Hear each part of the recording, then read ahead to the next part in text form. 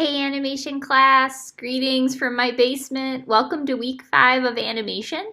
Very briefly wanted to go through the weekly directions. I also wanted to preview for you my student teacher Amanda will be taking over the lesson next week. So just wanted to prepare you to see a new face with our lessons next week. In terms of this week, we have been working on concept art and storyboarding for a digital flipbook animation. And this week we're going to actually make it, which I think you're really going to enjoy. We'll be using a Google slideshow to generate the animation.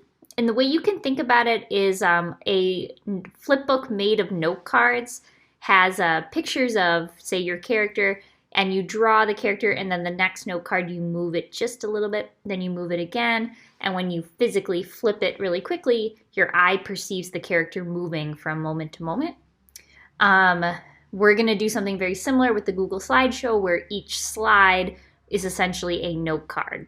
And Google slideshow has a feature where it can very quickly animate those slides all together to create a mini animated short. So I have a tutorial on the Classroom you're going to want to watch that shows you how to do it, as well as there's a video on just the science of the brain and why we see things moving when they actually aren't, because again, it's an illusion. Animation is an illusion. So in order to turn your animation in, you're going to see at the end of my tutorial, you're going to generate your animation, you're going to copy the link, and you're just going to put it in your journal so that I can see it and assess it.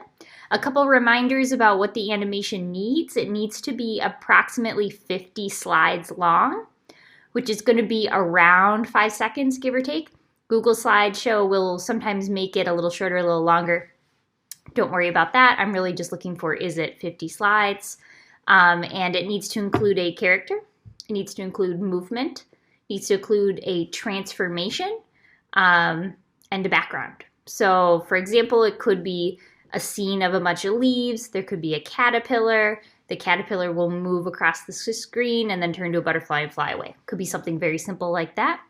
I'm really looking forward to seeing them. I think it's going to be really cool to see what you come up with. And this week may be a little bit trickier. Making an animation can be very tedious and kind of frustrating. So don't hesitate to email me and reach out if you're really struggling and you need help. So I look forward to seeing them. And again, reach out if you need anything.